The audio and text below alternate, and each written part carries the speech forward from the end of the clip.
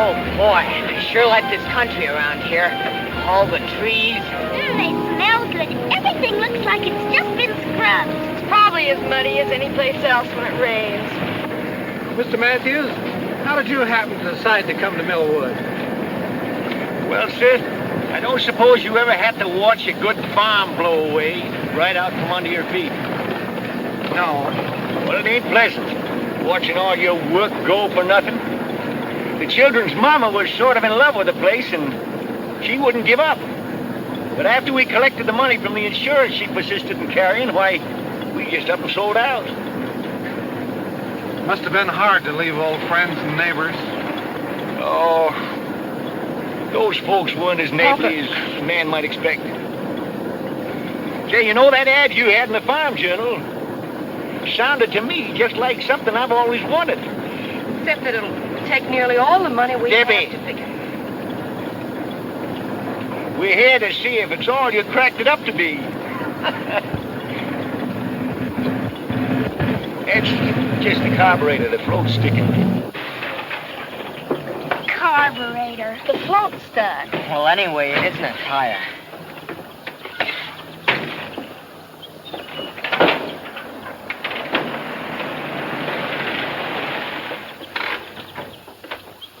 Hiya, Mr. Larkins. Need some help? Well, the motor stopped. Mr. Matthews, this is Davy Barkley, our county agricultural agent. I'm happy to know you, Mr. Matthews. What seems to be the trouble? Oh, the motor cut out all of a sudden. It's the carburetor. Cut out all of a sudden, huh? Doesn't sound much like the carburetor, sir. Do you mind if I take a look at it? No. Around these parts, when a human being isn't feeling well, why, we call Doc Pomeroy. But for anything else, like farms, crops, animals, or machines, or whatever, we hunt for Davy. You know, I don't believe there's anything he can't fix. If he believes it ain't that carburetor, he can't fix that truck. Because I can tell just by the wheeze of it what's wrong.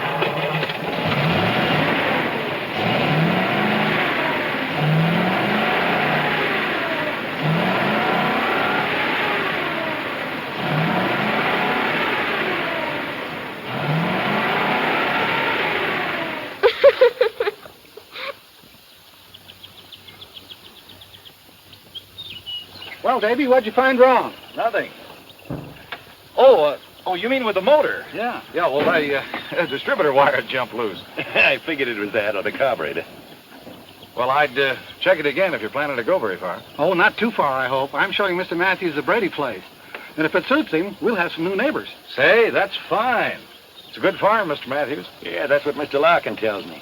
But I'll know better when I see it myself. Well, Davy, thanks for your help. Yeah, thanks.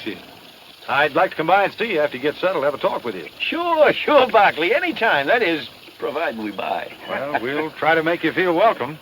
You do, sir. I'll catch that hood for you. Thanks.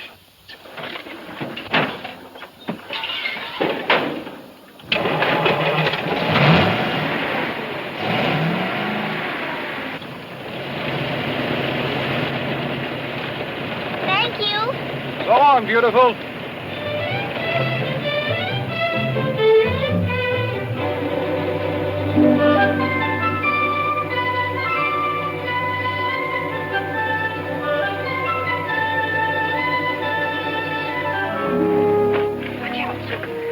Don't you kids go nosing around. Well, there it is. Of course, it hasn't been lived in for 6 months. Little fix and put it in apple pie shape. Yes, but Let's take a look at the land. Well, the fields start right over there. come on, I'll give you a ride. Come on. What did I tell you about nosing around?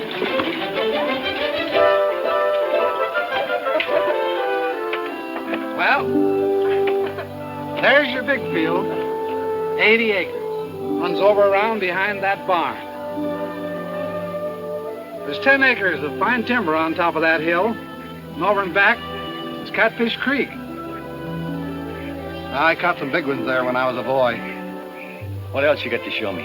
Well, there's some nice grazing land I'd like to have you see. Then after that, we could take a look at the buildings and the inside of the house. Fine.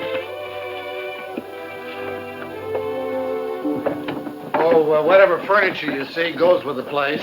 All it needs to make it a home is people. I feel sorry for houses without people in them. Hey, those kind of thoughts belong to a poet. Oh, but Abigail's our poet. You know she can put words together that rhyme the first time. Can't you, honey? It just comes natural to me. That's quite a gift.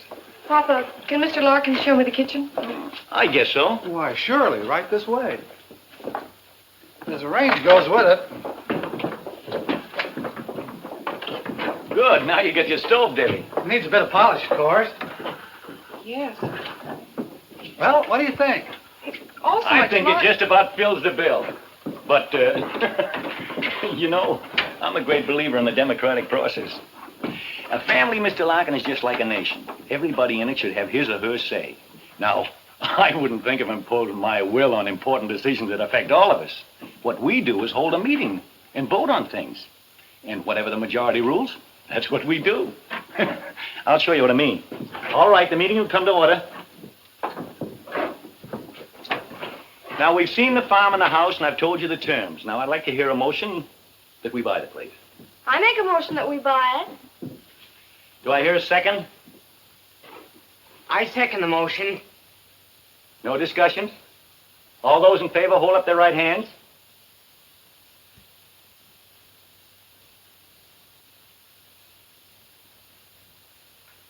Good. Passed by unanimous decision. You get the papers, Mr. Larkin.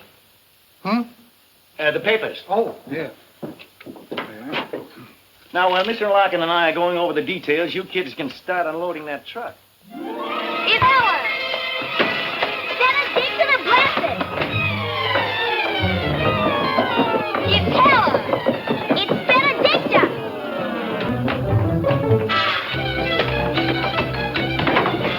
Benedicta! Let me off! Benedicta! Susan, Abigail! Stop that fighting, do you hear? Now what started this one? She wants to get named Helen! Get what named Helen? Benedicta the Blessed! It's gonna be Helen! Susan!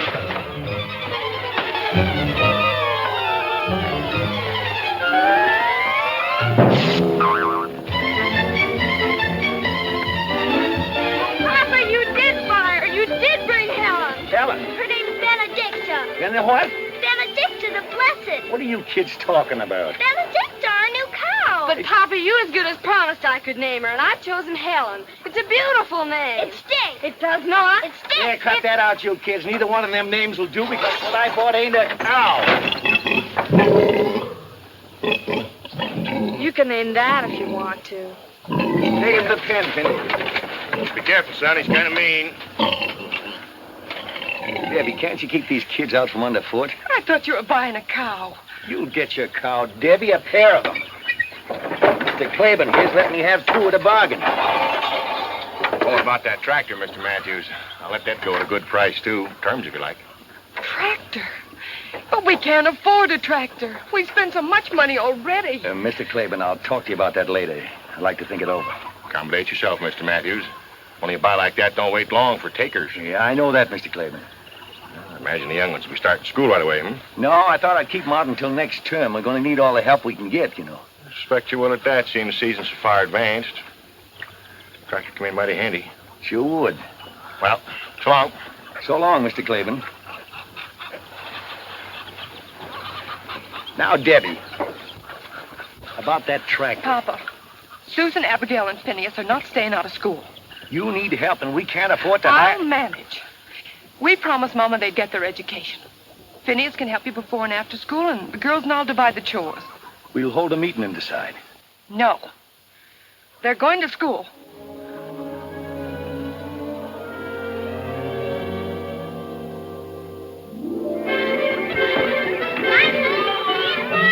Bye, Jackie!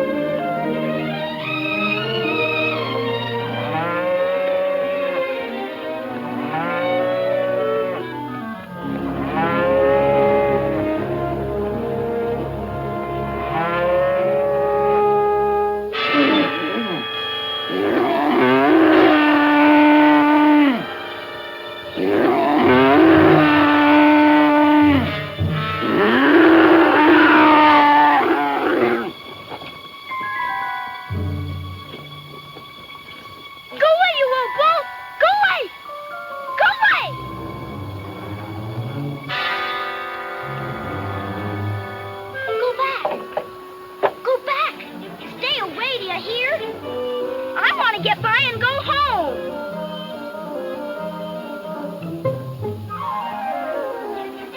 What you doing?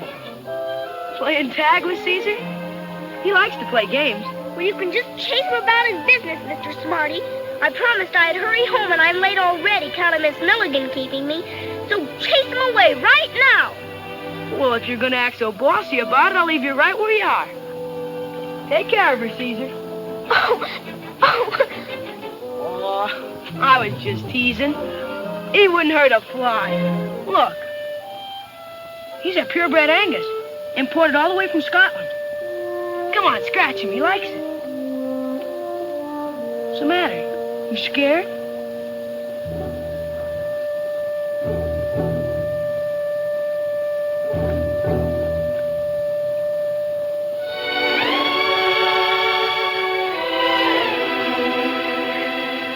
Did he really come all the way from Scotland? Sure he did. Cost me more than $1,000.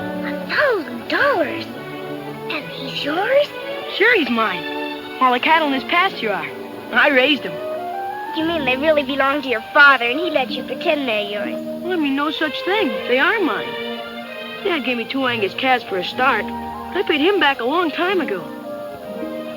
Say, you're one of the new kids who just moved around here, aren't you? Yes. What's your name? Susan Matthews, what's yours? Peter Wexford, but everybody calls me Buzz. Why? Well, I don't know, unless it's because... Because he's got bees in his bonnet. What are you doing here, Jessie? Spying. Brothers are mostly dopey, but interesting. Say, I saw you at school today. Susan, this is my sister Jessie. Jessie thinks I couldn't find my way home without her. You couldn't, you're dopey. And you're an undersized snoop. Well, I can't stand here wasting my time talking to girls. I gotta get the cattle headed home for their supper. I'm grain feeding them to put weight on. I've got to get home, too. Come on, I'll open the gate for you.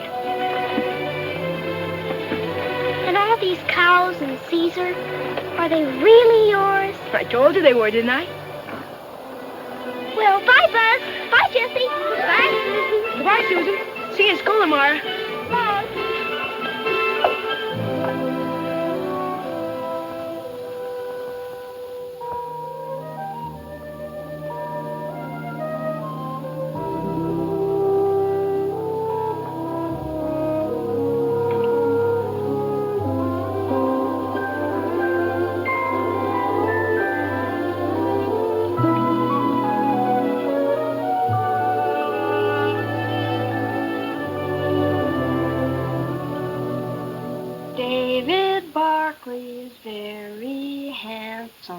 David Barkley is tall and slim.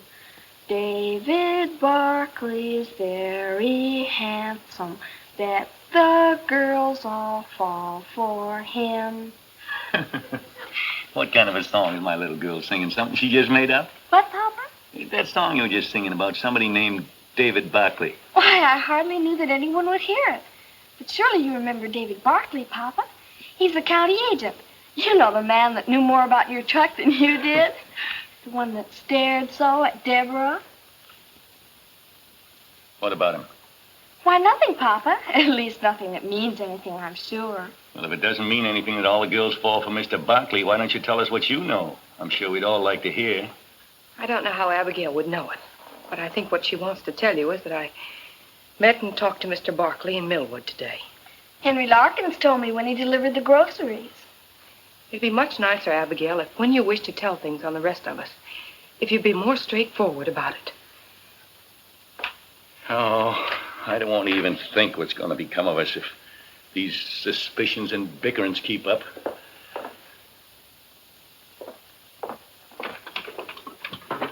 Maybe you'd like to tell us what you found so interesting to talk about with a so attractive Mr. Barkley. It was just about the farm. After all, he is the county agricultural agent, and I asked him what crops he thought we ought to raise. And I imagine he was very happy to offer his advice? He did suggest that we plant potatoes. Oh, didn't care for soybeans, huh? Oh, he said the summers here aren't hot enough. I don't suppose Mr. Barkley got his knowledge from working a farm. He studied in college. Well, after all, 40 years of actual farming is apt to give a man more know-how than he can get from reading about it. But he is in touch with all the farmers in the county. And the state university supplies them with the latest information and ideas. I've got all the ideas we need. Now I've got something important to take up. Finney, Yes, Papa? sit down here. We're going to have a meeting. Yes, Papa. Meeting will come to order. Now, before I get to what I have in mind, has there anybody got anything they want taken up?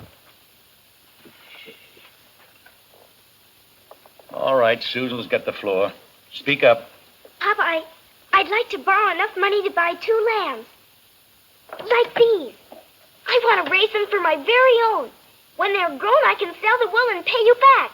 And after a while, I'll have a lot of them, like Buzz. Buzz? Buzz Wexford. His papa gave him 2 calves, and now he's got a whole herd. And a prize bull named Caesar, worth more than $1,000. And they're all his very own. Only I want to raise lambs. Please, Papa, may I? I met Buzz. He's a swell guy. One fella told me that Buzz made over $800 last year just from his cattle. I think that's a good idea, Susan. There's something in this far more serious than the borrowing of money to buy 2 expensive lambs. And I'm surprised at you, Deborah, and you too, Phineas, that you didn't notice it before you spoke up. Well, Susan, we put your idea to a vote, but I've got to go against it because I think it's purely selfish. I don't suppose you understand that, for if you did, you wouldn't want to go on possessing things all by yourself and shutting the rest of us out. Or is it that you don't want to share because you don't love us like we love you? Well, you heard Susan's plan, the discussions about it. Now we'll put it to a vote. All those against?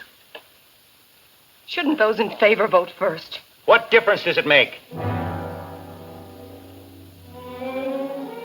Those against.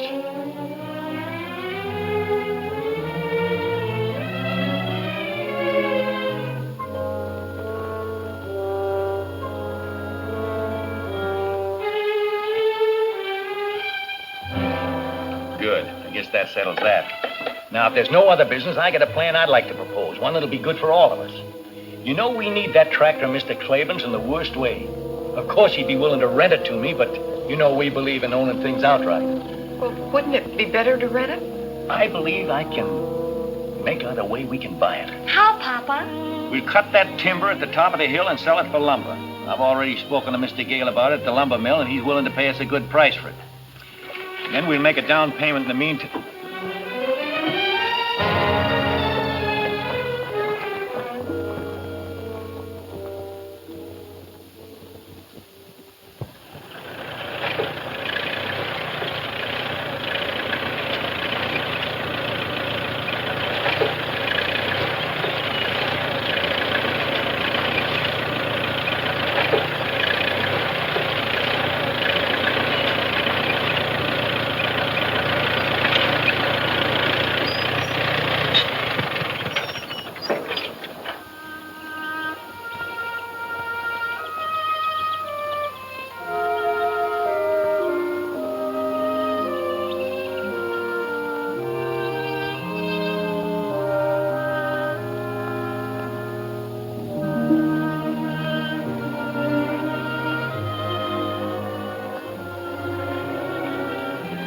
All right. Out with the baby. What's wrong? He isn't fair. Papa isn't fair. He got his tractor, but I didn't want those lambs for my own because I don't love all of you. I wanted them because I think I can help you say why. It's because you want to be an individual. And to prove that you are one, you got to do something all by yourself. To own something that's wholly yours. Is that wrong? I don't think so. But how'll I ever be able to do anything like that? Abigail always votes the way Papa does. And if Papa even looks at Finny gets too scared to vote against him. Well, it's sort of like fighting a pillow, honey. You can't win. You dent it in one place and it just fills out in another. all you do is exhaust yourself. I found that out. But who knows what can happen tomorrow? I got work to do. Want to ride with me?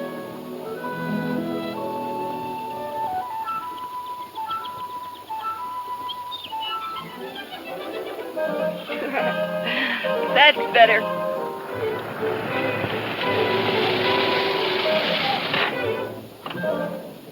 Hello. Hello, Mr. Barkley.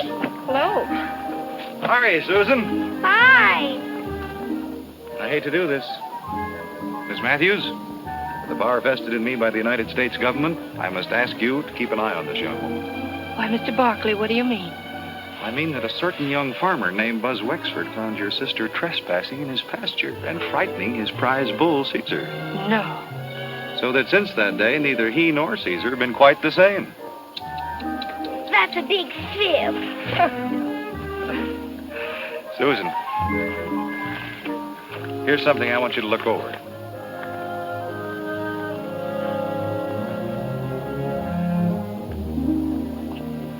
What have you decided about your crops, Miss Matthews?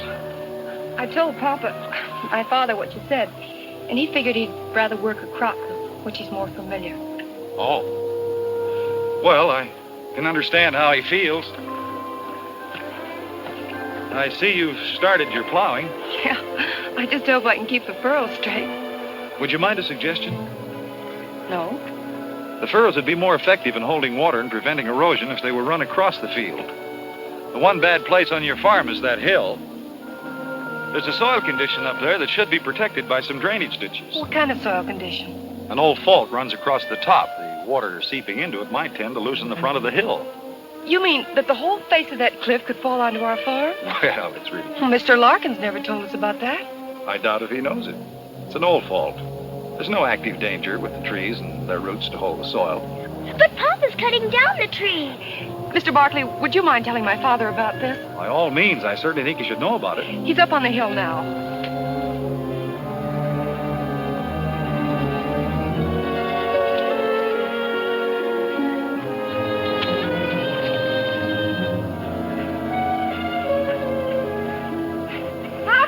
Look out, get back!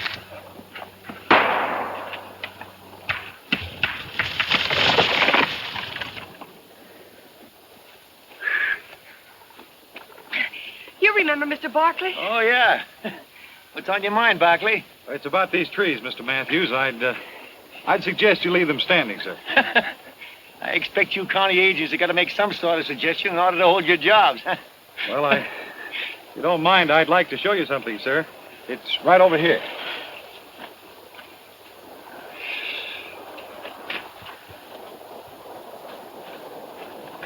Look at this, Mr. Matthews. That ground has slipped down and away from the earth we're standing on. Yeah, but that looks to me like it happened an awful long time ago. It did, but there's no telling how deep this fracture goes. Look. Here is the face of your hill. This fault runs across here and has a natural drainage into a dry ravine down below that points directly at your farm. Without these trees, the whole top of this hill could erode away. But by keeping the trees in, putting in some drainage ditches along here to protect the fault, it'll save you money. It might even save your farm. Well, thanks again for your interest, Barkley, but I ain't gonna let a crack in the ground stop me from making several $1,000s. And now, as a man who's got work to do, you'll excuse me. Well, thanks for listening, sir. That's all right. It won't be long now before I'll be able to show you what a real farm looks like. I'd like to stop by and see you again. Anytime, but... Debbie, if Mr. Barkley don't mind, I'd like to speak to you. Private. Thank you.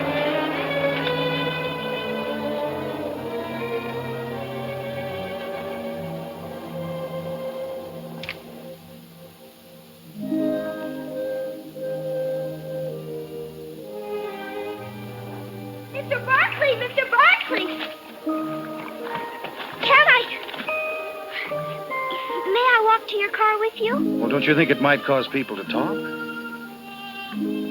There aren't any people. Oh, well, in that case, come along.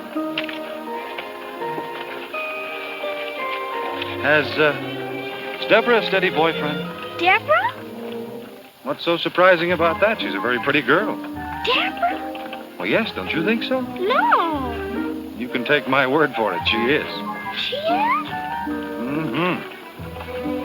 She, ever go out with any of the fellas back where you came from? Only Charlie Gidget. Charlie Gidget? What did he look like? Oh, he was tall and kind of skinny. And his teeth stood out like this. He didn't have much hair. Sounds kind of unattractive.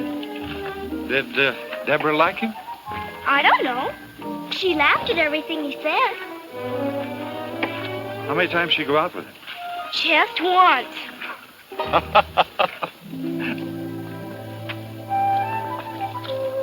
Well, Susan, thanks for accompanying me. You can follow this creek bed right down to your house. But I wanted to ask you something. You did? What? About this, the 4-H club. Oh, yes, the 4-H club. Susan, the theme of the 4-H club is show, not say. Got time to take a little ride with me? Sure. You may be the key to open the door and let the sunshine in. Huh? We can get to my car right up here. Come on, sweetie.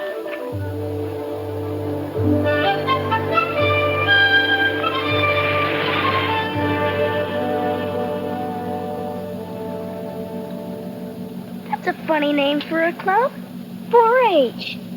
Each one of the letters stands for something. The first H stands for head, the second for heart, the third hands, and the fourth health. And the 4-leaf clover is for good luck. I think 4-H club members make their own luck. Can people do that? Sure. They use their heads, hearts, and hands.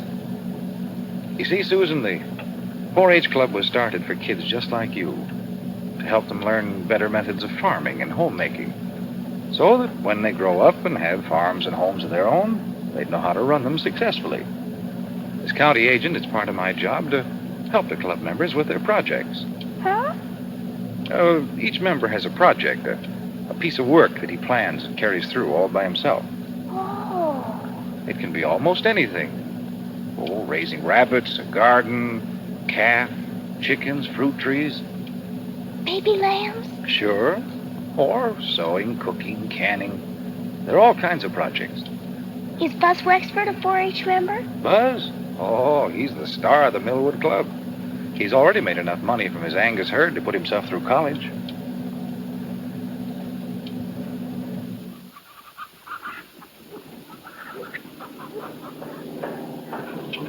They look fine, Del. Thanks a lot.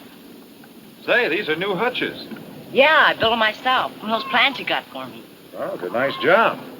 Tell me, how are your books? I can tell you, Mr. Barkley, he hasn't kept them up.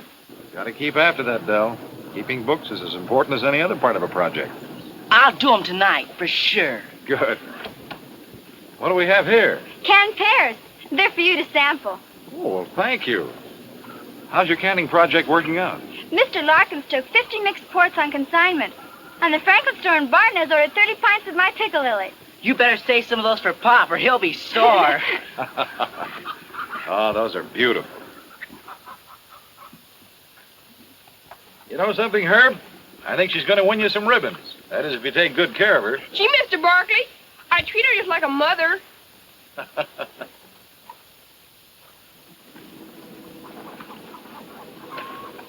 Did you get the lime I suggested, Roberta? Yes, and I used the proportions you gave me. Does my garden look good enough to win an award? Well, Later, I mean. it probably will if you work like the Dickens. Oh, I don't mind doing that. You see, this is mine. It's something I've done all by myself. The things you create for yourself always give it the most satisfaction. And you've got the makings of a fine garden. Mom and Dad are so glad you talked me into joining 4-H, Mr. Barkley. I wasn't very happy before. Well, 4-H is happy you joined. Susan, there's one more place I thought we might stop. Benny Tilton's project's raising sheep. He's got a couple of fine lambs I promised to look at. No, I don't want to see them. I want to go home. Please. Okay, sis. Home it is.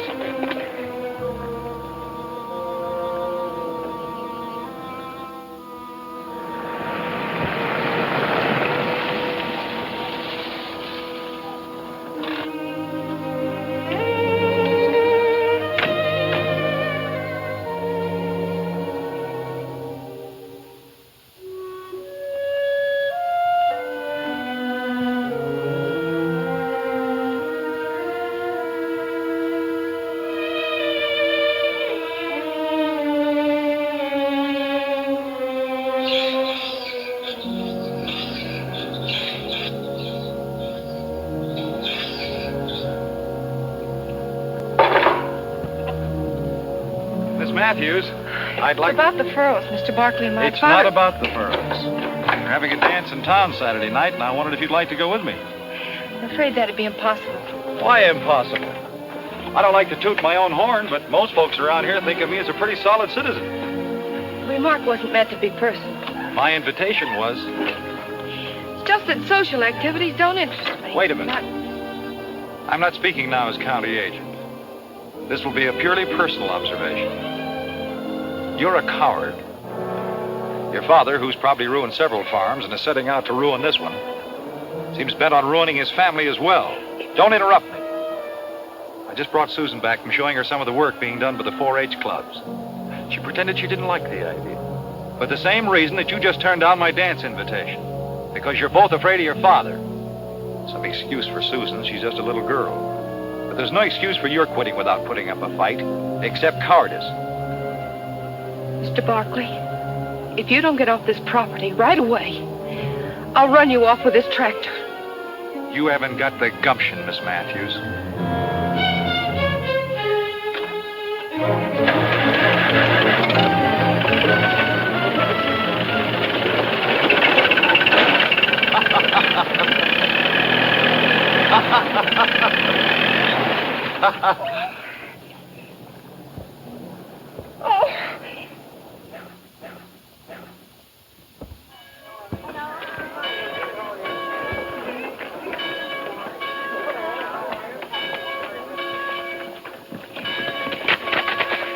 Hiya, beautiful.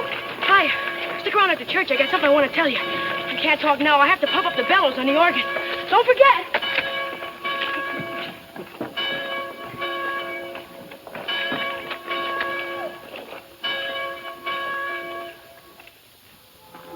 Well, the Matthews. Good morning, Mr. Larkin. Miss Matthews, Mr. Matthews. How are you? We thought we'd try you out and see what kind of a breech you got. Welcome to our church. It's a nice church, Mr. Larkin. Yeah. Looks friendly. We mean it to be. Our Reverend Benton is less given to preaching at us than talking to us. We like it that way. I'll show you to a seat.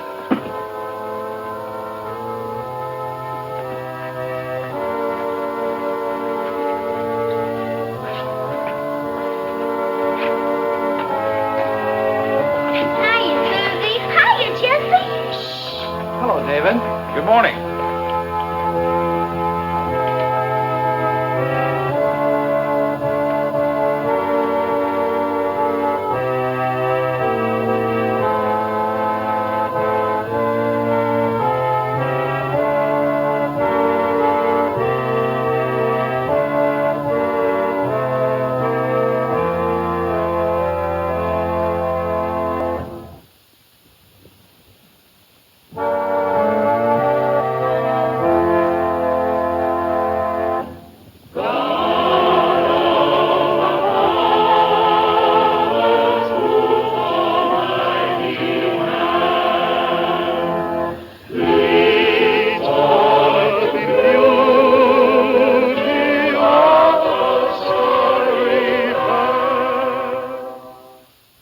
sermon today is inspired by the story of Moses and the promise that God made to him. The story may be found in the Old Testament, the book of Exodus.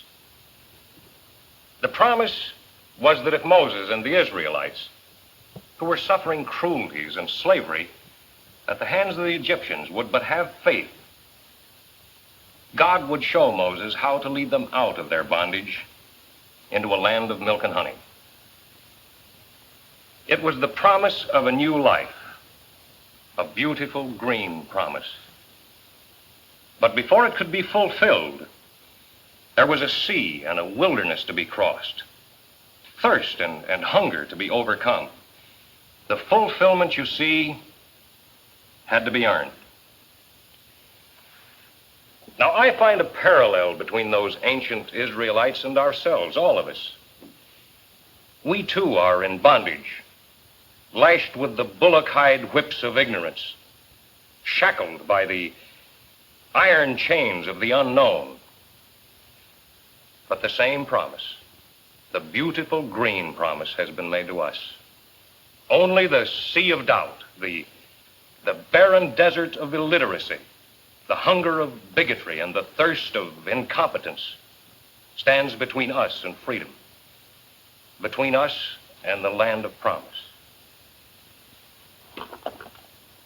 Now, we've been given not just one Moses to guide us, but many, our men of science, our doctors, chemists, mineralogists, agronomists, all those patient seekers after fact and truth, the delvers into the mysteries of matter, the searchers of the mind for a better understanding of human behavior. These men are our Moses, turning our feet away from the false and easy trails of superstition and guiding us along the steep and toilsome path of knowledge, the one true and the one and only road to the land of promise, where we may claim our heritage. To my mind, the really sinful man or woman is the one who, through bigotry and ignorant pride, refuses to learn, and calling his ignorance virtue, tries by self-made rule and by scorn to keep all others from learning. These are the real sinners. And here is the vilest evil. To feed their ego, to disguise their inadequacies, to hide their quaking fears, they sneer at the new, revile the experimenter, and deride the pioneer, and then hypocritically defend their actions behind the fog-bound fortress of intolerance.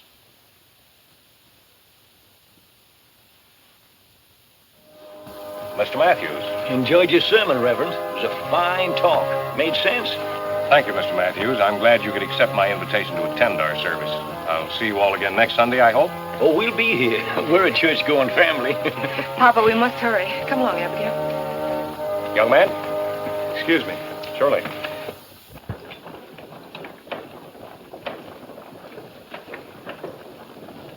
Hey, Susie! Susie Matthews! Hey, wait! Told you I wanted to see you after church. I forgot.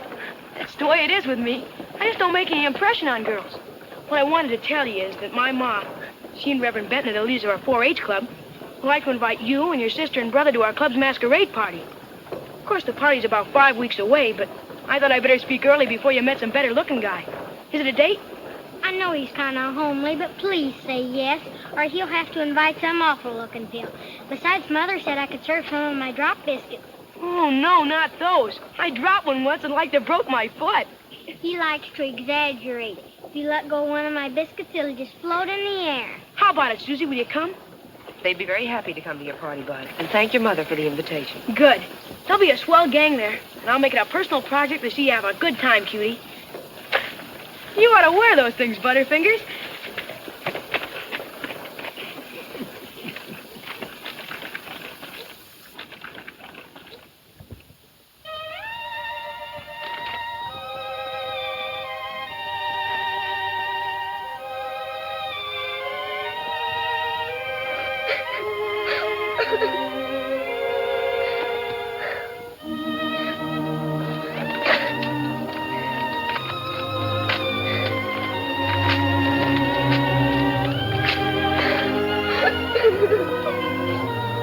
Susan, aren't you finished with Finney's room yet? You gotta help me straighten up Papa.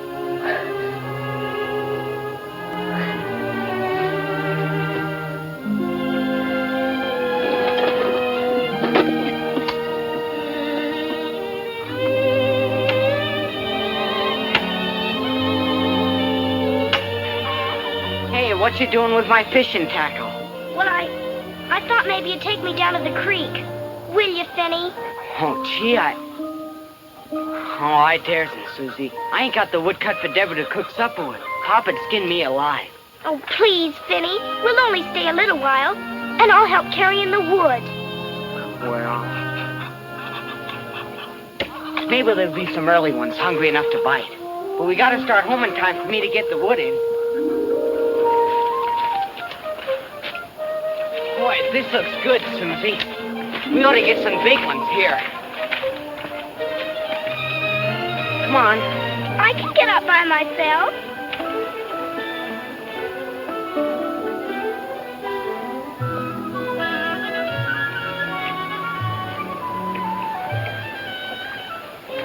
Oh, this is swell.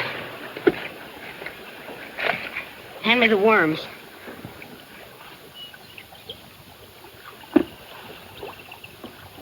Here you are, Susie.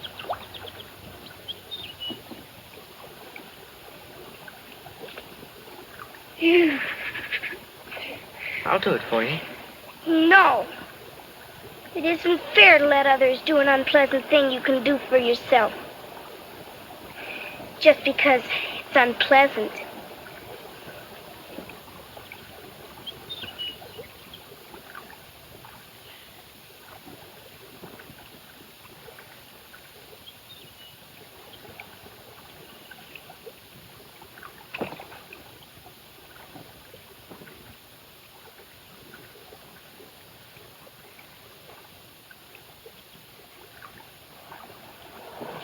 Hiya, Finny.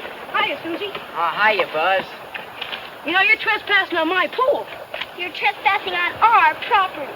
Well, gee whiz. You got a fishing license? No. Well, if you won't say anything, I won't. You're fishing in the wrong spot. Right over there under that bank is the grandpappy of all catfish. There is? Come on, I'll show him to you. I like it where I am. She got the colic or something? Come on, show me the catfish.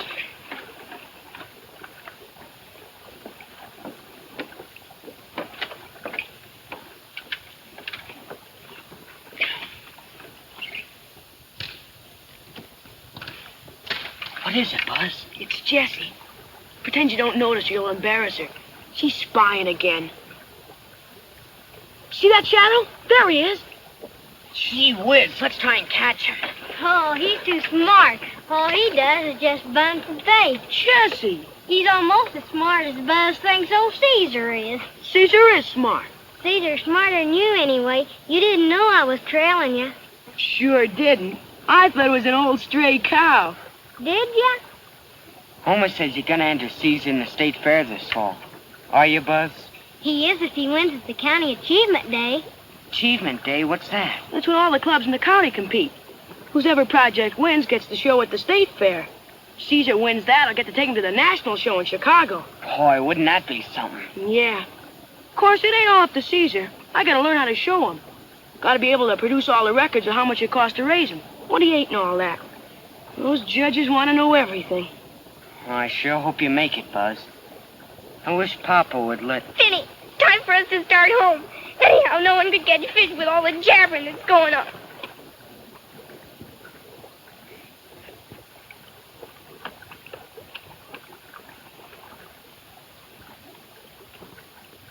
Now you did it. Did what? Only a woman would understand. Oh, shut up.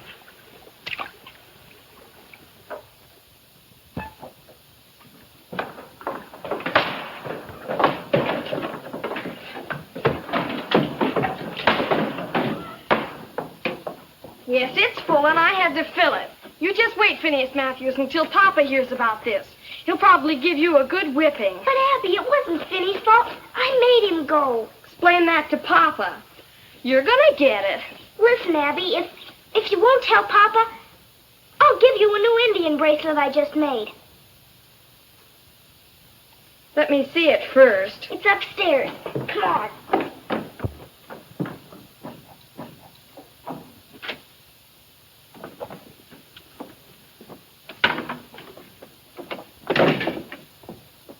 The bracelet will be mine for keeps, you know.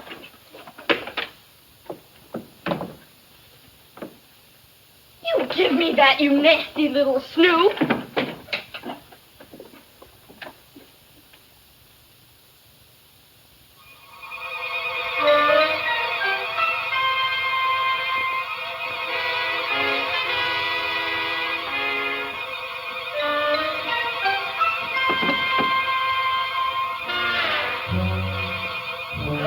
If you read that out.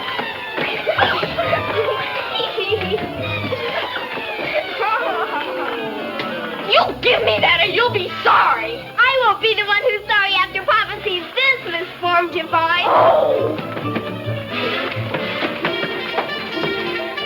You give me that. Give me that. What's all this screeching about?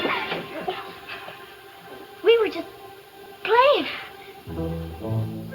Weren't we, Abby?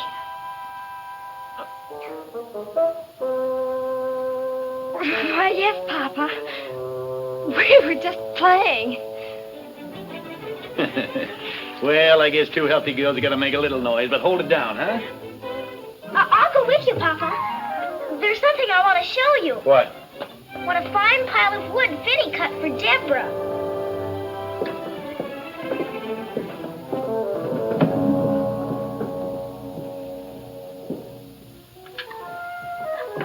Excuse me. Did you do your homework, Phineas? No.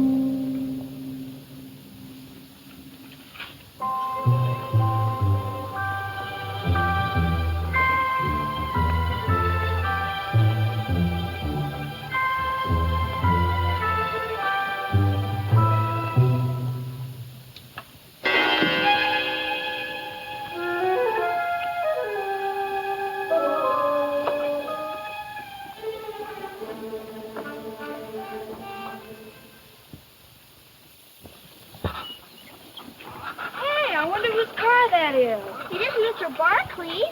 Of course not. Papa'd run him off the place. Can. What does that mean?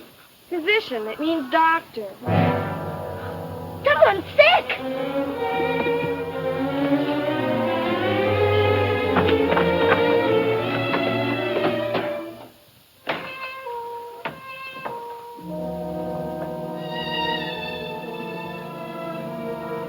Deborah.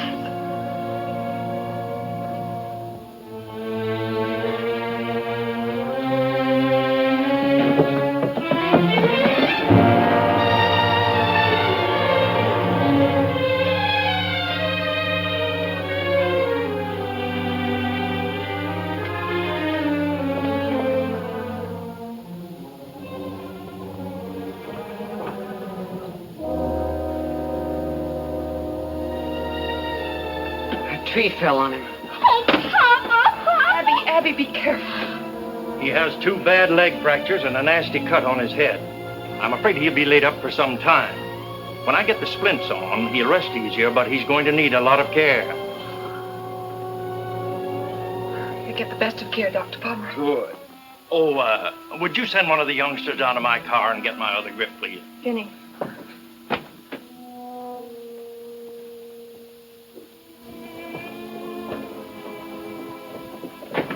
How's Papa? He's resting better since Dr. Pomeroy gave him those pills. Oh, what are we going to do? I don't We're think going to we can behave ourselves for one thing. But with Papa hurt and not able to work, we'll lose the farm and this house, and we'll all be put in this institution. Oh, Abigail, will you please stop that sniveling? I got no intention of letting us lose this farm. I'm going to plant and harvest crops if it kills me. And you kids as well.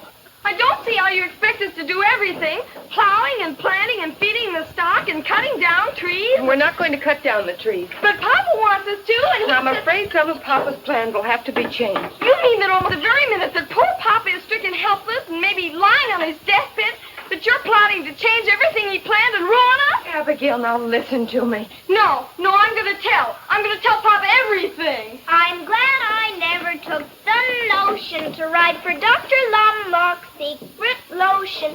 I'd hate to have any friends of mine asking about my form divine. What on earth has come over you, Susan? Nothing at all. Except I'm pretty sure Abigail didn't mean it when she said she'd tell Papa everything. Did you, Abby? No, of course not. I was just making a joke. I wouldn't think of telling Papa anything you didn't want him to know, Deborah. Honest. Get me some hot water, Phineas.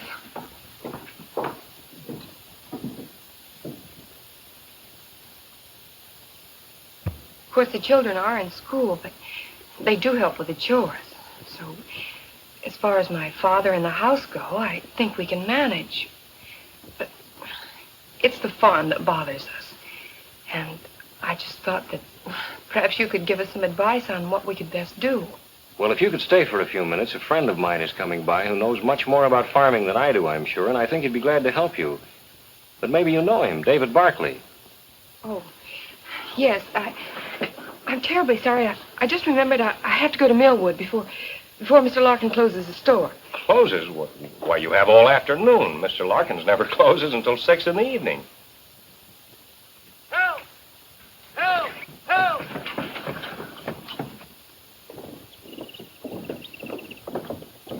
Help! The truck's brakes must have slipped. I can't let go long enough to settle.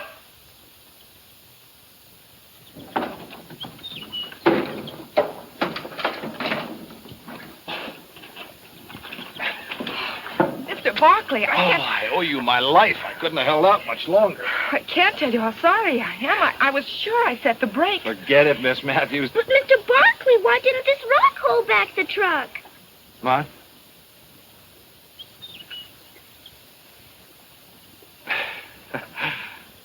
Thing like that could ruin a tire.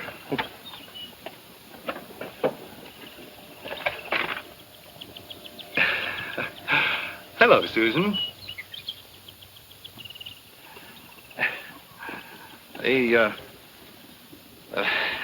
Reverend, my sister-in-law and her mother wanted me to say goodbye to you. Tell you how much they enjoyed your sermon last Sunday. Oh, thank you. Have they gone home? Left yesterday.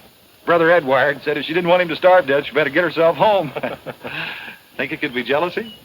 Oh, quite possibly. Your sister-in-law is a very attractive young lady. Oh, we Barclays have an eye for pretty women. Well, there's certainly nothing wrong in that. Oh, David.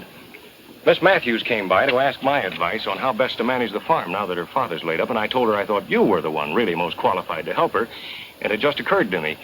I think it would be a good idea if you'd go out to the farm right now, and then you could talk things over right on the spot. An excellent idea, Reverend. Excellent. Would you lead the way, Miss Matthews?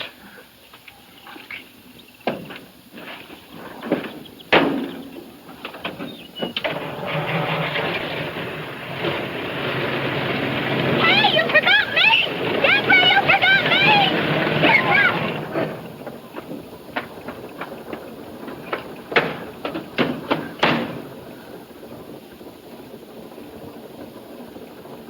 Thanks, Jim. Thanks a lot.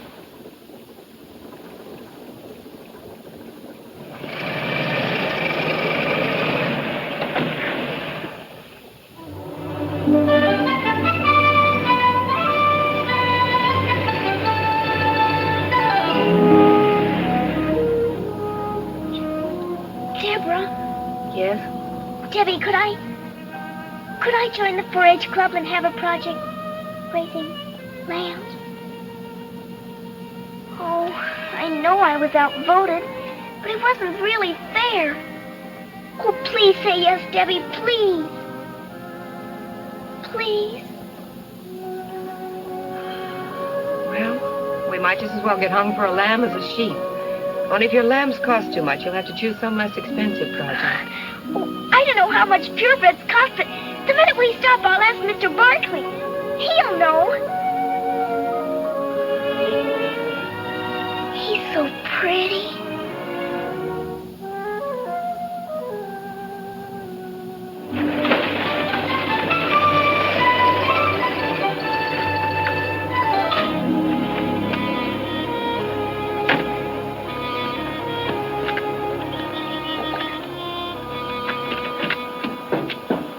Thank you. There's something I'd like to tell you.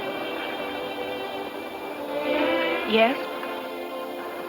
Maybe we'd better talk about the farm first.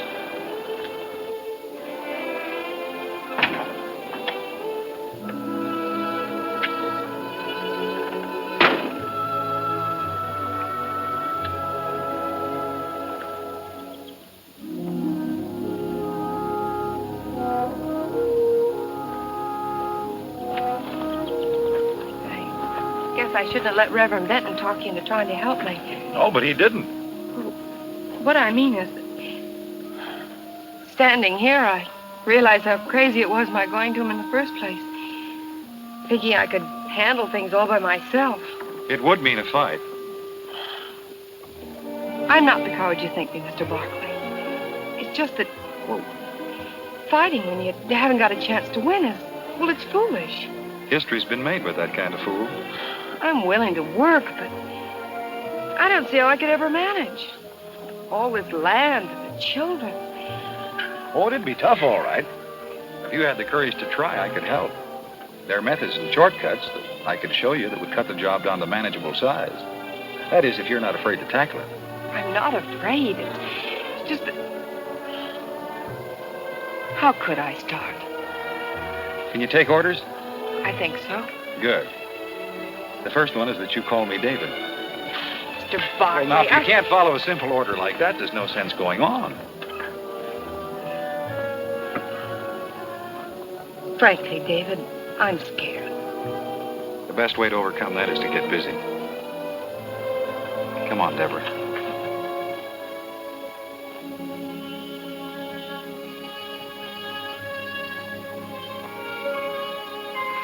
Gee whiz, Abigail. You'd think they'd run out of words after a while. Abigail?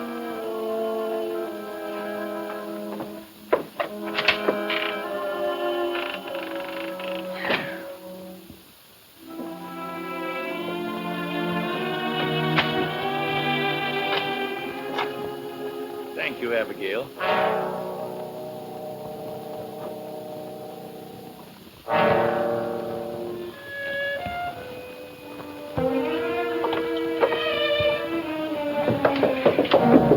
What have you been telling Papa? I haven't said a word to him. Cross your heart and hope to die? There, does that satisfy you? Deborah! Deborah, come up here! Deborah, you hear me? Yes? Yes, Papa.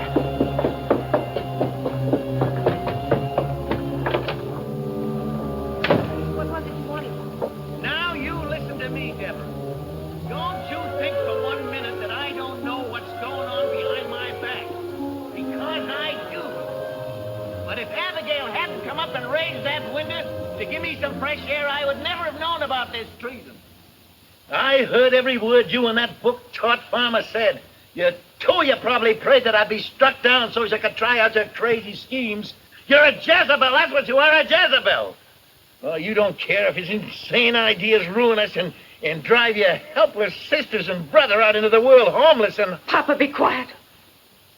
You slept through the sermon when Reverend Benton was describing the sinner who didn't want to learn and who tried to keep everyone else from learning. He might just as well have been describing you. David called me a coward for not standing up to you, and I got angry. Now I realize he was telling the truth. I've made up my mind not to be afraid any longer. Since you can't run this farm, I must. And I intend to run it David's way. Now, if you need anything, you call me.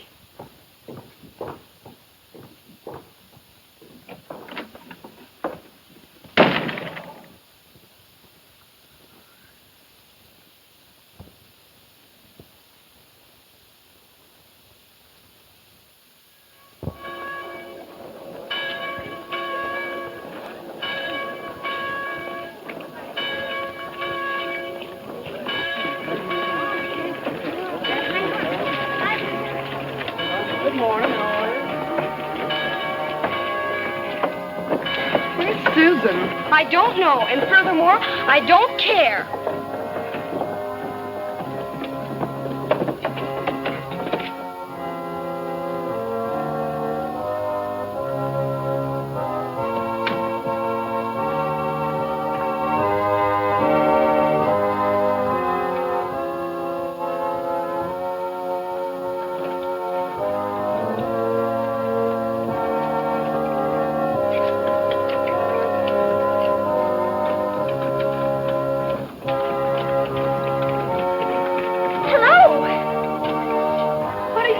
In here. Oh, Buzz, I've got something wonderful to tell you.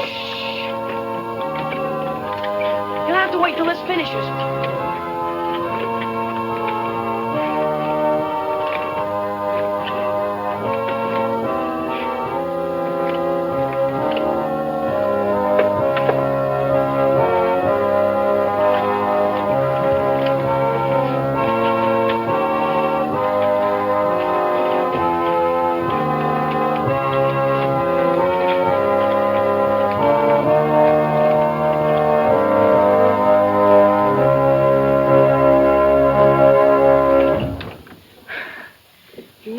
Sure uses a lot of air. She likes to hear that old organ roar.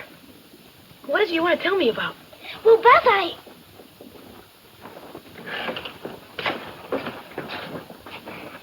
joined the 4-H. Swell. You'll like it. What are you going to choose for your project? Cooking? No, sheep. Sheep? Deborah said I could buy 2 purebred lambs to raise. That is, if they don't cost too much. Do they, Buzz? Well, they're kind of expensive, Susie. How expensive? Well, real good lambs cost about $30 or $40 apiece. Is that too much? Hey, listen. Maybe you could borrow the money from Mr. Grinstead. Who's he? He owns the bank down at Millwood. Sometimes, if he thinks it's a good risk, he lends money to 4-H club members so they can start new projects. Buzz, do you think he'd lend some to me? Well, I can't say for sure. But once you're a 4-H, you can talk to David Barkley and get him to help. We'll give those members who have the longest distance to travel time to arrive before we meet again. Mr. and Mrs. Ralston wish me, on their behalf, to thank all the members of the church for their messages of condolence for the passing of Mrs. Ralston's... It's time for the first hymn. Please, Buzz, could I? Prayer meeting next Wednesday Well. evening will be held as usual at 8 o'clock. All right. You better hurry up and start your pumping, though. They're about ready to start.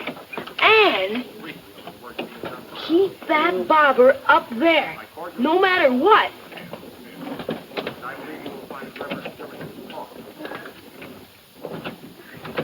Happy to hear that church member last month.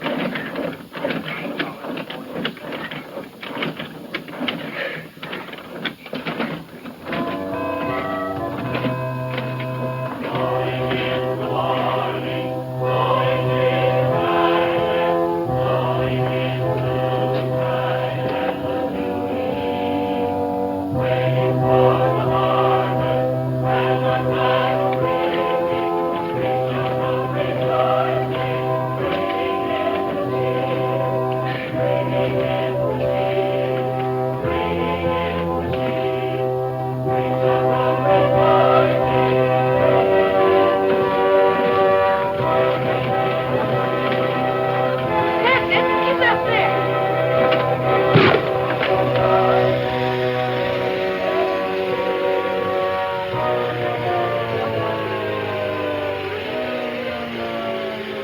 We shall home rejoicing, bringing in the sheep.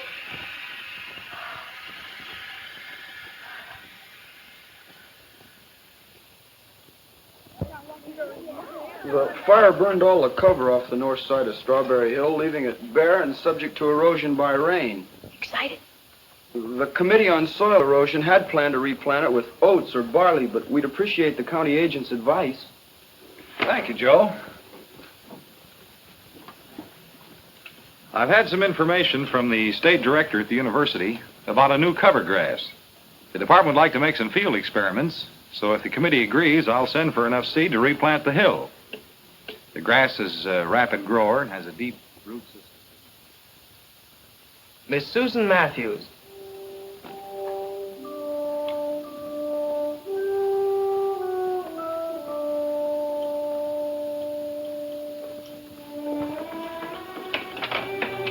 Just step up there, please.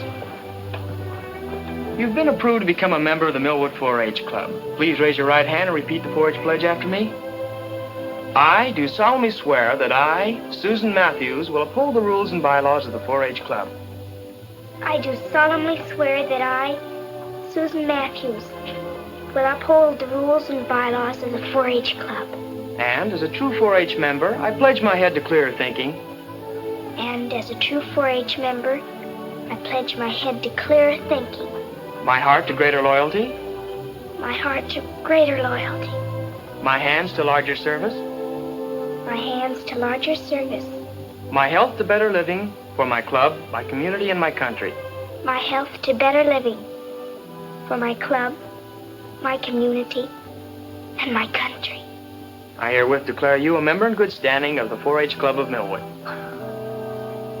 Here's your membership card, your 4-H badge, and a member's card to put on your house. Congratulations and good luck on your project. Congratulations, Susie. Congratulations, honey. Thank you, Mrs. Wexford. Thank you, everyone. I'm going past your house, Susan. Would you like a ride? Mom and me were going to take her, but you better take her, David. She's got something to ask you. Well, good deal. Congratulations.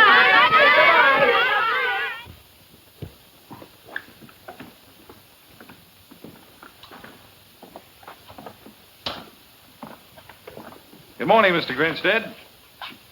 This is Miss Susan Matthews, the 4-H Club member I spoke to you about. Susan, this is Mr. Grinstead. I'm pleased to meet you, Mr. Grinstead. Come in.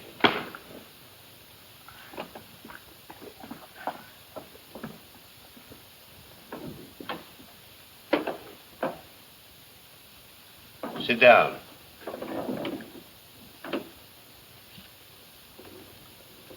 You belong to the 4-H. You want to make a project out of raising 2 purebred, caracal lambs. You have no money, no security, but you want to borrow money from my bank. That right? Yes, Mr. Grinstead. How do I know you know anything about raising caracal lambs? They're a very hardy breed of sheep imported to the United States from Boko Haram. Many experiments prove they thrive in this country. Their wool and hides are very valuable and have a ready market. The wool from the grown sheep measures from 8 to 12 inches and weighs from 7 to 9 pounds and is used for rugs, carpets, blankets, and sometimes to make hats. The meat is not considered as good as that of other breeds, but is wholesome, and the milk from the ewes is made into fine cheese. The ewes grow to a weight of 125 to 175 pounds. The rams from 150 to 200 pounds. My brother Phineas has promised to help me build a shed and feeding troughs. I'll raise 2 beautiful lambs, Mr. Grinstead.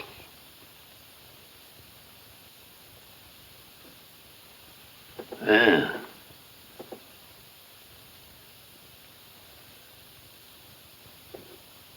you know what interest is? Yes, it's what you pay for the use of money.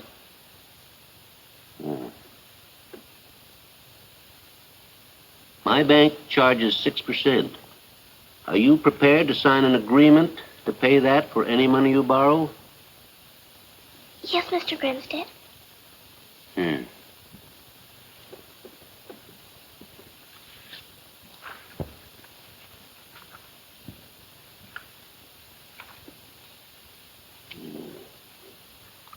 What's your full name? Susan Anastasia Matthews.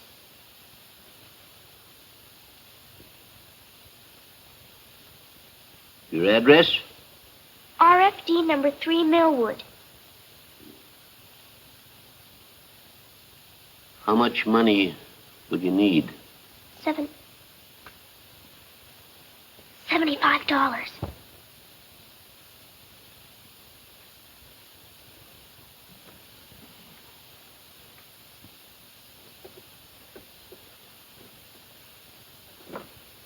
Sign here. Oh, Mr. Grinstead.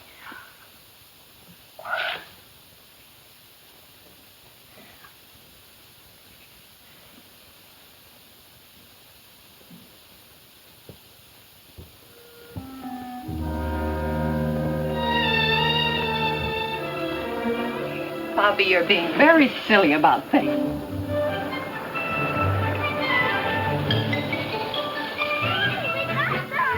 Where are they?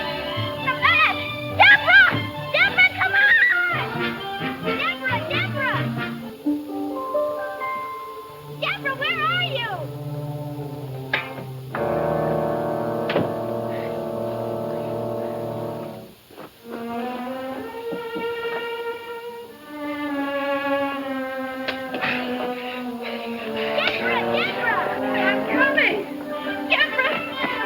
We got them! David, they're beautiful! They're just beautiful! Here, Susie. And I've got their formula, because they have no mother. But I'm going to be their mother and bring them up to be the 2 best lambs in the whole wide world.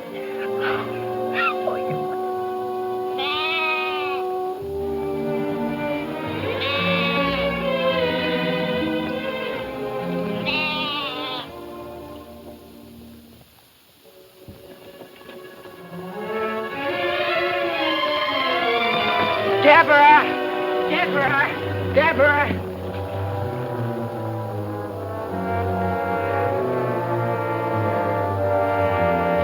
up in the woodlot on the hill. They got a power saw and everything.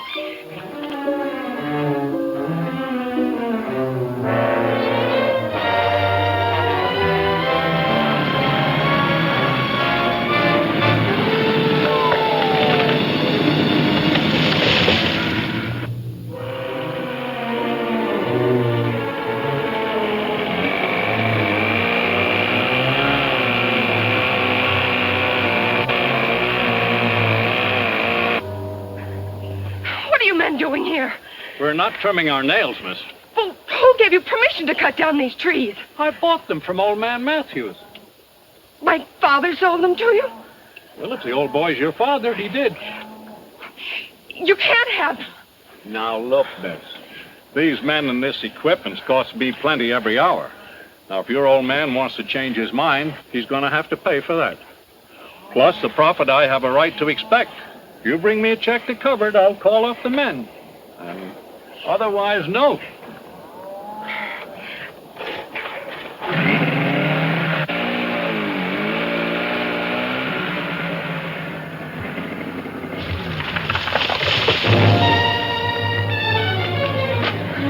You better stay here, Finney.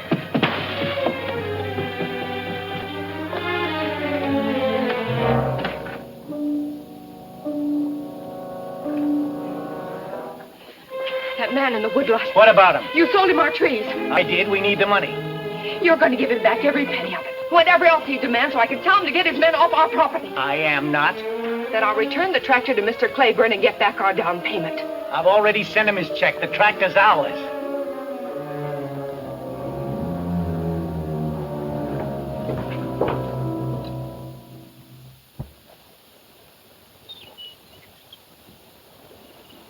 If they just hadn't taken out all the stumps.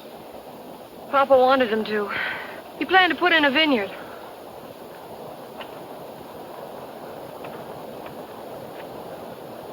How bad is it, David? Well, any rain will drain down into the fault. Well, what about digging those ditches you spoke of? That's a big deal. But there are a lot of roots that'll hold for a while. Don't look so serious.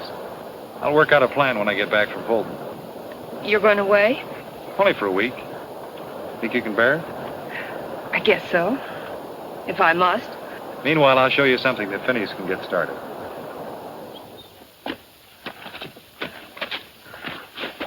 Now, this erosion here funnels water right into the fault. Even if the fault weren't weakened, it still spills water into the dry creek bed that aims right at your farm. Well, after all my work, I don't want it all flooded out. Well, it won't be. Have Phineas put posts on each side, stretch wire in between. He can anchor it down with rocks. And it'll catch any rubble that comes down this way and gradually fill in. There's another spot over here.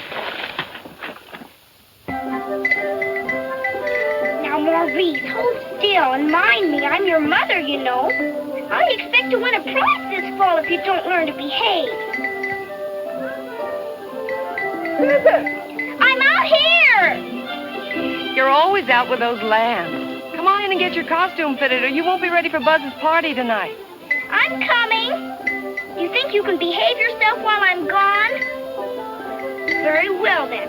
See that you do. I'm coming.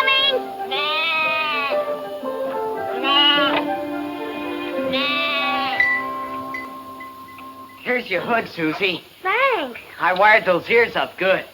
You're beautiful. Let's try this, Phineas. Ow. Well, stand still. Gee, you look swell. Deborah made it. I'm Daniel Boone. No. Hey, you going with us? I'm going out, but not with you. Where? To a dance. To a dance. Well, don't act so surprised. That's not very flattering. I'll bet I can guess. David Barkley's back. Oh, you're much too smart. He's coming back late this evening. Oh, gee whiz. Susan, there are times when I could just...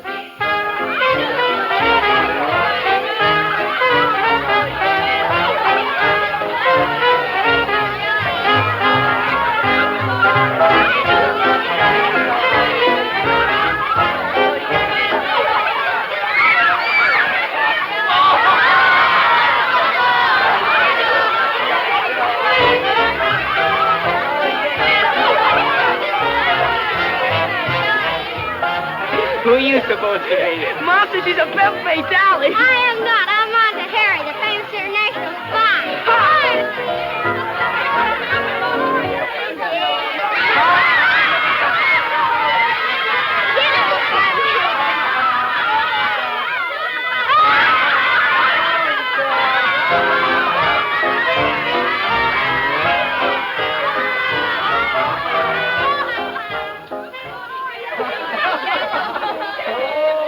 Oh, look, Buzz got the dasher.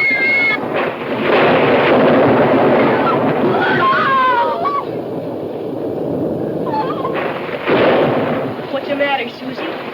You're not afraid of a little lightning, are you? No, it isn't that, Buzz. It's what? It's my lambs. They're out in the barnyard. Well, they're in their shed, aren't they? Yes, but Where do you want them, in your bed? Your lambs are safe. Come on, eat your ice cream. I churned it with my own sweaty little paws. yes, but if I hadn't been spying on him, he'd left out the salt. He's an awful problem. Aw. Want a trade?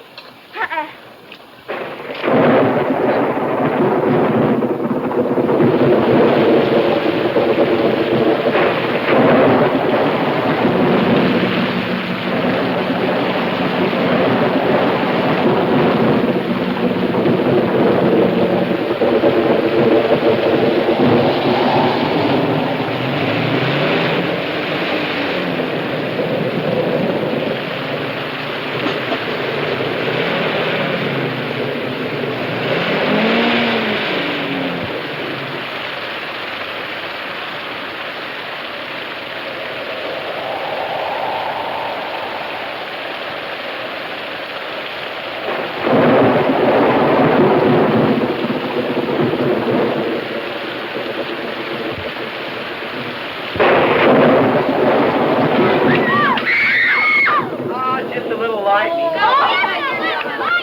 Could I have everybody's attention for just a moment? It's storming so hard that Mr. Wexford and I think it's too dangerous for anybody to go home. Oh! He's helping me put up some beds now, and you can all spend the night. Let me show you how to do that. Ladies and gentlemen, Jiggling Jessie will now attempt to juggle the jiggling candle and the jittery match. Or so she says. Please, Vinny. Yeah? We can't stay here. We've got to get home. Oh, but I never heard rain like this. If anything should happen to my lambs, Oh, they'll be all right. Please, Vinny.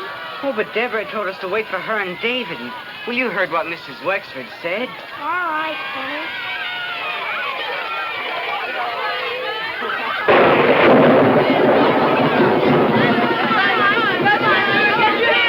Oh, you're going to miss it.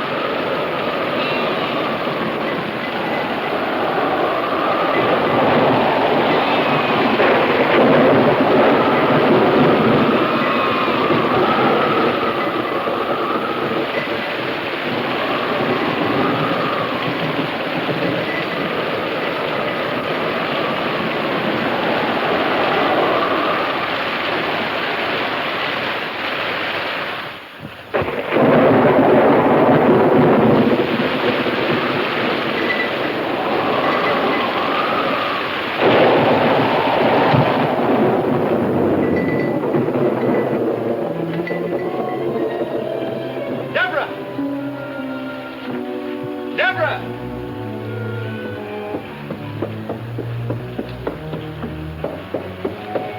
Where's Susan's room? There. Here's she. All right, just worn out. Where's Deborah? When the barnyard started flooding, she went up on the hill to check some barriers. I'll put Susan to bed and go look for her.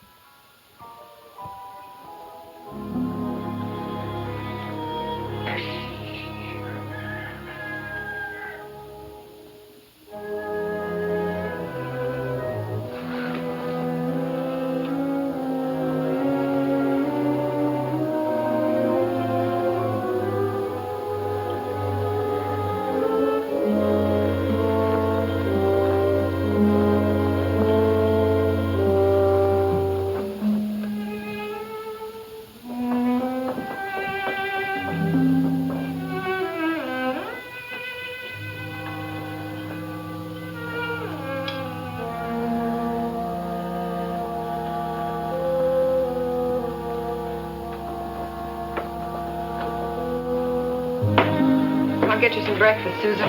No, thank you. I don't feel like eating. My lambs, are they... Behind the stove, Susan. Fat and sassy.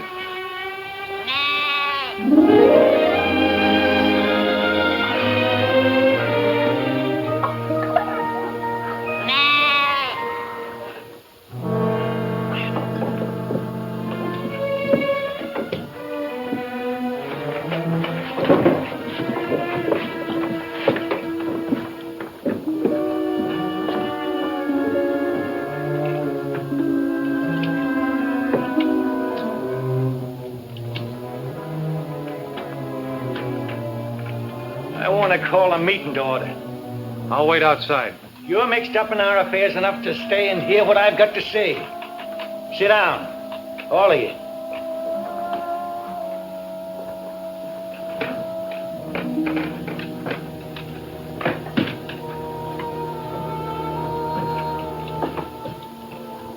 I guess even an ugly man can look in a mirror year after year and find satisfaction in what he sees. He never sees what's really there, only what he wants to see.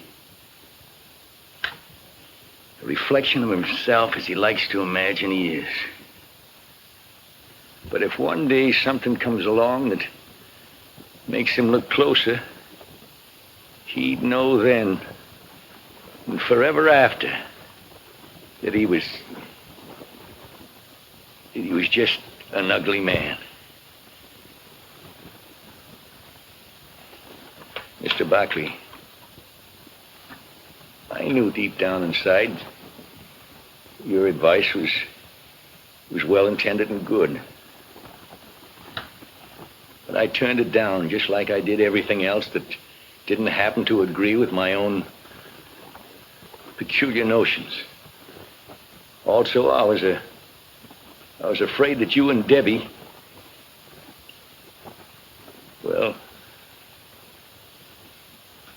I was afraid of losing her and all the work she could do for me. I preached the idea of us all working and owning together because I was afraid to compete with others and show up my own lack of ability. I tried to hide all this, even from myself, behind what I was pleased to call the democratic process. That my judgment was bad and my methods unfair, I realize now that it's too late. We're in desperate trouble, all on account of my bullheadedness, without much hope of saving ourselves. But if you children could find it in your hearts to forgive me, I know that I could find in that the courage to try and make things up to you. We understand, Papa. And don't worry. Everything's going to be all right. Papa.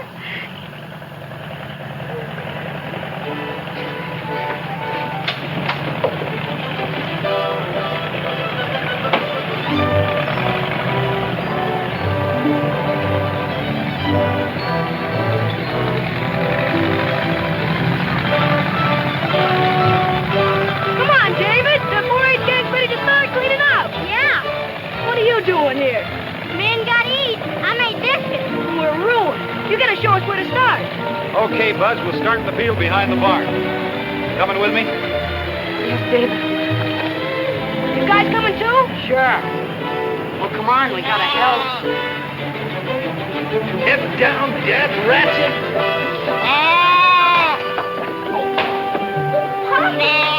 I'll take them right out. No. You know, Susie, I'm beginning to like him. Oh, Papa.